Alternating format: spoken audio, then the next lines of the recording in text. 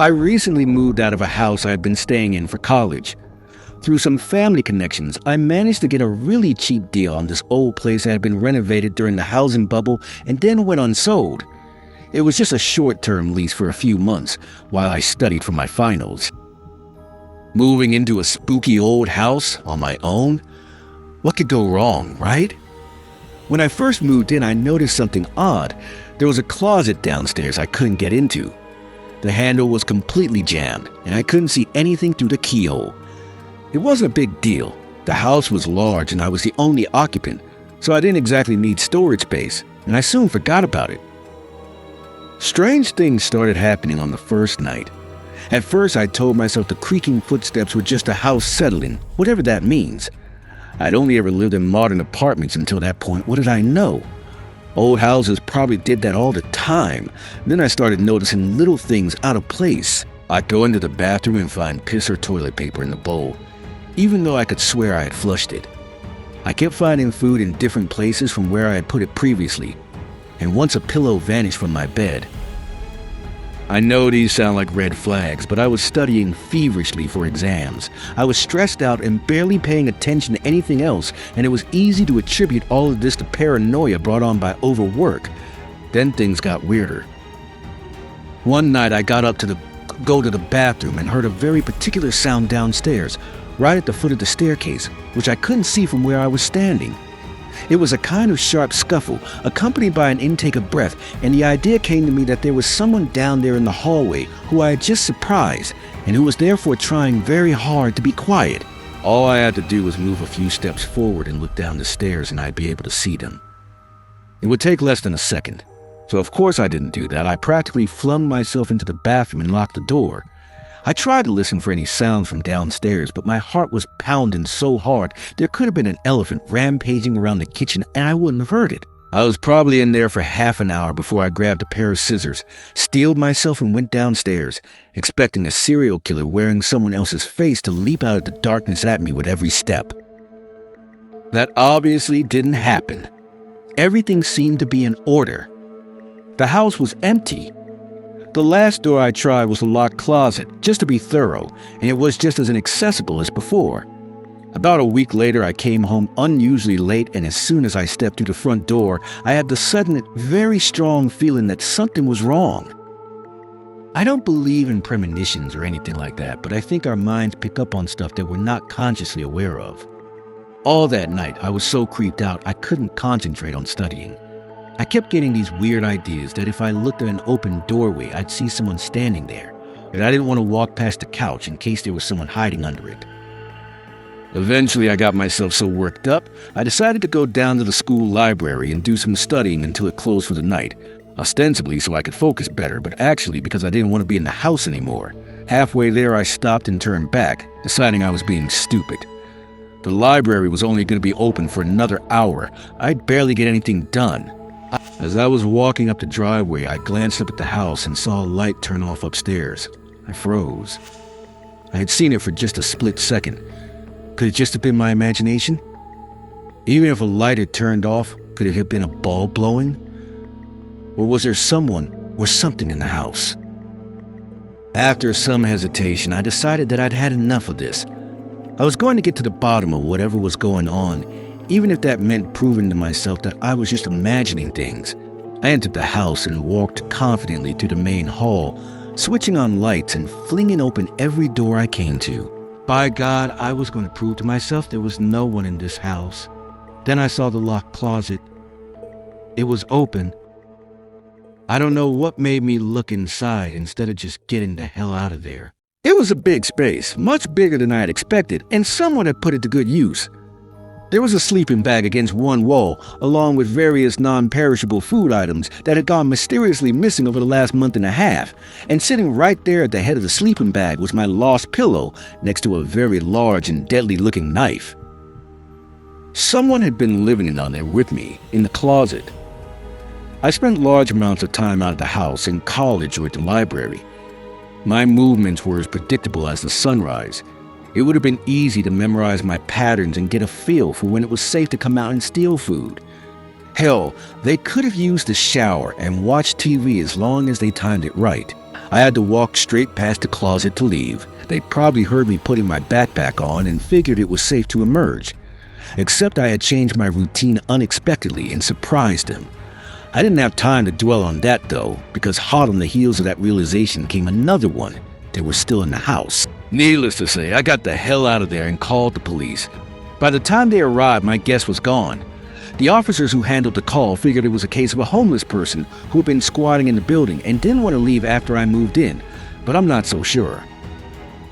After I moved back home, I did some research and discovered something disturbing. There had been a string of unsolved murders in the area over the last 6 years, and in every case, the victim had lived alone in a large house. According to friends and family, prior to being stabbed to death in their beds, they had complained of poltergeist activity, things going missing, lights that seemed to turn on and off on their own, footsteps in the middle of the night. I wondered if they all had a locked closet as well, or an attic that they hadn't entered in years, or a crawl space. You'd be amazed at how many places there are to hide in an average.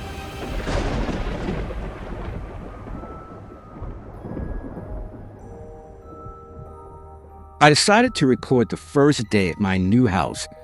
The comments showed me that I needed to leave immediately.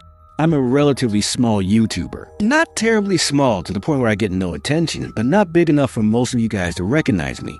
I mainly do creepy urban exploration videos that usually don't capture anything, but I give a horror history of the place while I record around. Well, recently I bought what was supposedly a haunted house and decided to record my first day in it. Definitely going to move now. Every little sound makes me want to jump, including the leaky faucet in my bedroom's bathroom. I did the same deal as my normal videos, put a GoPro on top of my head using a headband that was one size too tight. I dropped it down a cliff before and gave a narration while walking around my house. There is a decent backstory to the house, but it's the same old cliche horror talk. Like a serial killer who was finally caught, never confessed to anything, and all of the victims' bodies were missing their heads. Yes, that's what it was. I embellished this story quite a bit, but that's standard practice in my field. The few creepy moments that gave my channel the extra push it so desperately needed could have been camera malfunctions or simply a homeless man upset at me for crawling on his turf. I don't think I've ever actually experienced something paranormal in any of my videos.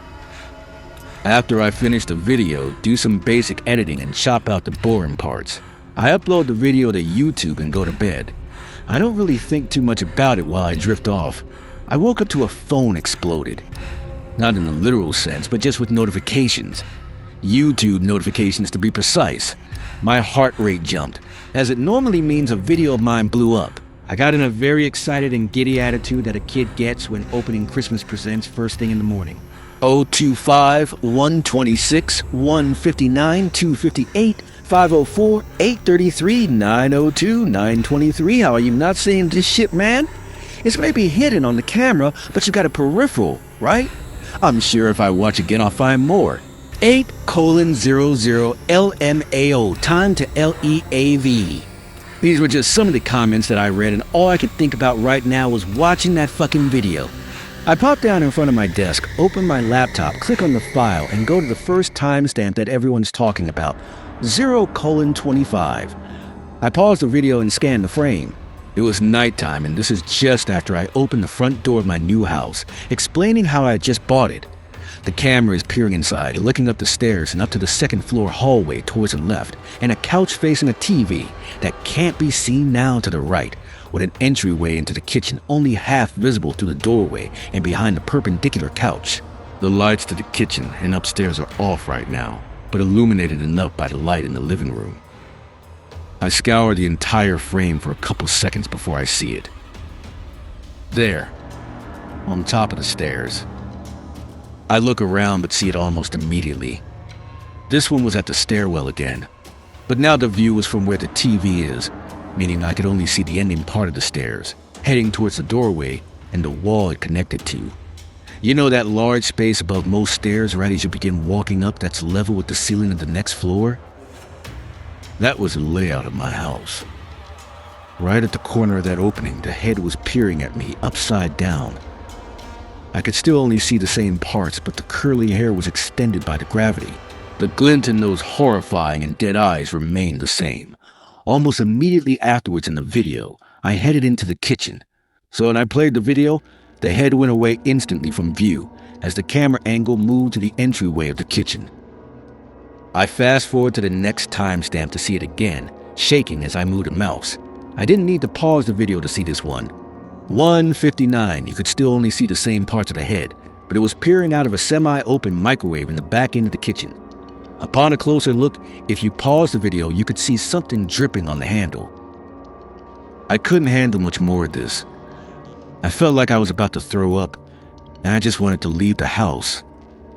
The feeling of being watched grew ever so stronger as I moved my cursor to the top comment on my video. Shit, the shower 1923 at the end of the video was so fucking terrifying. You know how to make good content, man, and great acting. If it's not acting, run. I hover over the timestamp, wondering if the click was worth it. It wasn't, but I did it anyway. I just had to know. 9:23. My hands are slick and my shakiness made me pause the video on accident. When entering the bathroom, like I did in the video, you couldn't see anything in the shower. The curtains were drawn, and I have unique shower curtains. As in, it was curtains, plural. 2 half curtains that could open up from the sides or in the middle, like ones on a window. There was a foot gap in the middle, so that when I was walking in, you could only see the shelf and the safety railing holding my washcloths. You only see it for a second, and with the speed the camera was moving, pausing it made it a little blurry. It took place in the bathroom that was connected to my bedroom, the one right to the left of my desk when sitting at it. But when I walked to my mirror and the video looks through it, the angle was just perfect to the point where you could see the shower nozzle in the distance. My camera only lingered there for a couple seconds, but that was all that was needed. Now you could see the whole head. It had the whole thing shoved through the severed throat opening on its neck, with the nozzle angling downwards and coming out of its mouth. The nozzle was dripping blood and the red liquid was pouring down the shaft of the shower head, but that was not the part that freaked me out the most. It was my head, my fucking head with its mouth gaping open, my curly hair, my forehead, my neck, my ears, my lifeless eyes, all of it was mine. I sat there, frozen, heart ready to simply burst out of my chest like in that scene of Alien, only with more gore. I couldn't think straight. Only one thought was going through my head, and that was to pack up and leave this place forever and hire someone else to move me out. And then I heard it. A wet thud from my bathroom, a wet thud from my shower. It was a dream come true. I was finally a homeowner.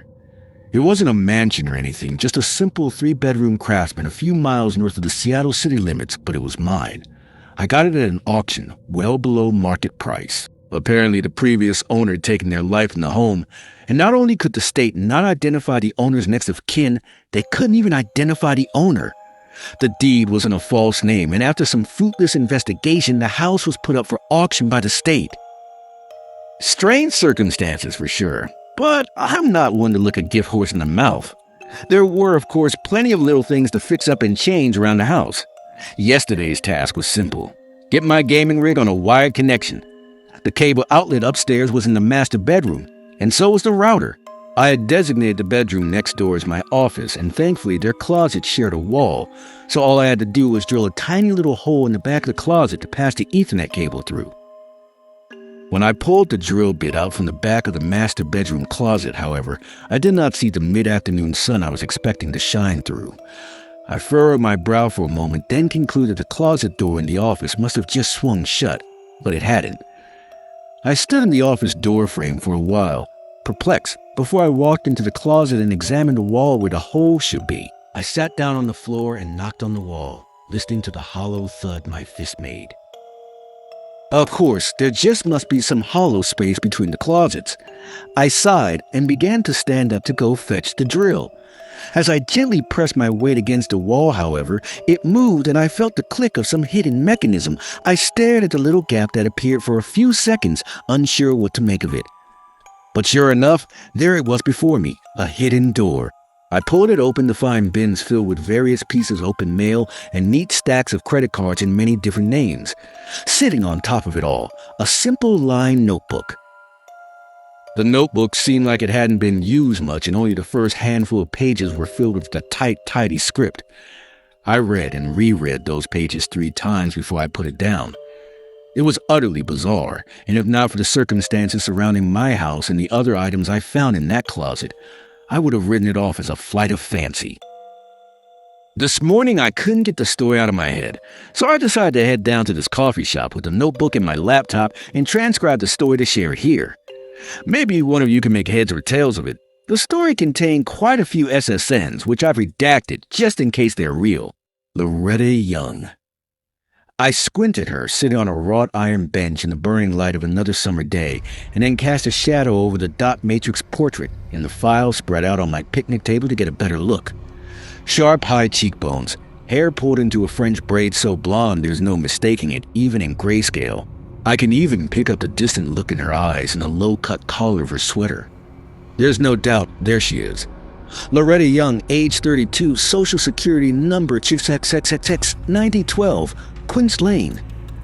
The timestamp next to her name gives me a good 15 minutes, so I pour through her file. My thumb runs along the familiar rough edge of the pages as I search through her shopping habits to find what I'm looking for. Her years melt away with her purchasing power, and finally my eyes catch those familiar italics in between an IKEA couch and a box of Trojan condoms. Lies about crying at movies out of fear of seeming cold to her friends. My stiff new clothes, courtesy of Adam Finch, is XXXXX, James Goldberg, XXXXXX, and Patrick Fisher, XXXXXX are hot and scratchy in the June heat, and I can feel the first bead of sweat tickling as it slivers down my spine.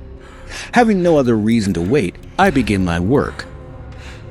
Loretta is peeling an orange as I walk quietly towards her. She's not supposed to see me.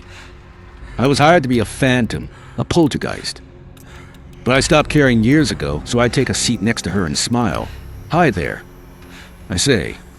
She glances nervously up at me and then down at the impossibly thick manila file in my lap before returning her eyes to her orange and replying, "Hello?" I know she can feel my eyes on her, and I can see her muscles tense as she considers walking away. "Nice day?" I ask. Her brows drop a quarter inch and her mouth pulls into a thin white line. I can see the muscles in her legs stiffen and then relax as she decides to tough it out. "Yes, I suppose." She rushes a segment of orange into her mouth and chews it slowly to keep her lips and tongue occupied. Her eyes are locked on her file, as if some part of her knows what it contains. "Working lunch?" "Yes, you could say that." "Who are you? Tell me who you are in a sentence." Loretta's hand freezes halfway between the orange and her mouth, and she tears her eyes from the file to look into mine. I see my desperation reflected in her jet black pupils. "Excuse me? Excuse me? Just humor me, please." She bites her lip and stares at the orange. Hours seem to blow across the grass around us. I really need to get back to work. She stuffs the last of the orange into her mouth and clutches her purse to her chest as she stands. The orange peel dangles in her hand and she glances around, looking for the rubbish bin. "Please, allow me, Loretta." I pluck the peel from her suddenly stiff hands. Her eyes go wide and she swallows, nearly choking. "How do you know my name?" But I'm already gone. I stop at the Texaco station on 89th and pull Benjamin Lark the Texaco station on 89th and pull Benjamin Lark XXXX out of my wallet to provide my fuel. When I try to conjure up my childhood, all I can see are Happy Meals and Power Ranger Megazords. File after file, I search for the italicized sentence, hungry, desperate for some sort of pattern or meaning. Eventually, every swipe of my debit card felt like a handful of dirt thrown on my grave. It wasn't long before I decided that the identities that passed through my hand every day wouldn't be missed. Kyle Warner, XXXXXX was the first. Beat his neighbor's dog to death as a child. The italics absolved me as I took his name and began opening accounts. Now I have an entire closet at home full of nothing but credit cards and uncashed Social Security checks. Benjamin walks up to the counter and asks for a pack of Lucky Strike filters. "They don't make those anymore, bud," the clerk says. He takes a pack of Camels instead, punches his code into the pin pad and walks out the door. I pull my car out onto the street and turn onto the highway, quietly reciting my litany from the top. Loretta Young, XXXXXX, lies about crying at movies out of fear of seeming cold to her friends. Stephen Mercer, Boring XXXXX, gives his family and friends hand-drawn cards every Christmas. Catherine Book, Triple XXXXX, blushes every time she talks to her cats. Joseph Gates, Triple XX, stole a pair of lacquered Chinese worry balls from his teacher's desk in the 8th grade and gave them as a present to his mother out of guilt. Jack is, as always, sitting at his desk on the Spartan ground floor when I enter the building. The sickly sweet smoke billowing out of his cherry-stained pipe forms a dusky cloud around his head that the dim fluorescent lighting of the windowless office cannot penetrate. I've never once gotten a clear look at his face. I walk across the field of tight Berber to his desk and slap the file down in front of him, gently laying the orange peel on top of it.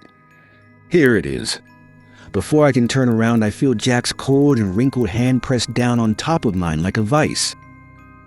Nope, she wants you to take it up to her yourself. I halt, confused by the sudden change in a routine so established it was a ritual. She, the fat lady. Jack's leathery face pushes the cloud front forward, and I cringe involuntarily as he yells, "Yes, the fat lady! Is there a goddamn echo in here?"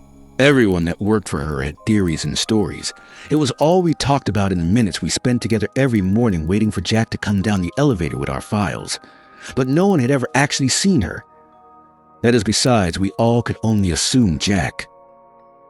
My heart races as I gather my wits to some degree and point mutely at the elevator. From within his vanilla cloud, Jack simply nods. I take back the file and the peel and walk slowly to the back of the room. The rough beige doors slide closed with a loud clank, and I clutch the file to my chest, wondering which of the 4 floors the fat lady is on, and more importantly, where all the buttons are. I can feel no movement, and there is absolutely nothing around me besides dingy painted steel.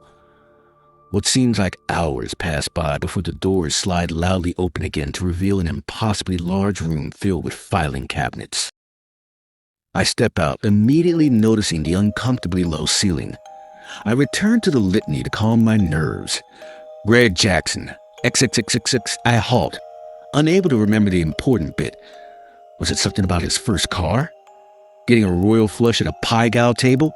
I take a deep breath and look around. Sickly yellow fluorescence in the stuccoed ceiling light the room, and it is so large and so dim that I cannot see the other 3 walls.